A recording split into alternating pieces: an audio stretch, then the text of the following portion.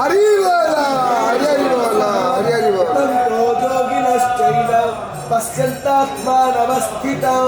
जग्नो प्राकृतात्मानो न पश्यन्ति चेतसः गदादित्वं गतं तेजो जगद्भासयतेऽखिलो यच्छं रामसि यच्चाग्नो तत्तेजो विद्धि मामगौ गामाविश्वच भूतानि धारयादहमोजसा उष्णामीचौषधी सर्वा सोमभूत्वा रसात्मकः अहं वैश्वानरो भूत्वा प्राणिनं देहमाश्रितः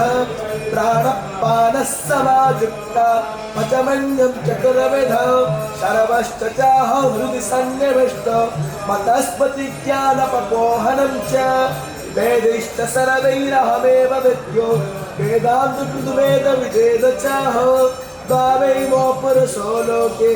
क्षरश्चाक्षर एव च क्षरः सर्वाणि भूतानि कुतस्तोऽक्षर उच्यते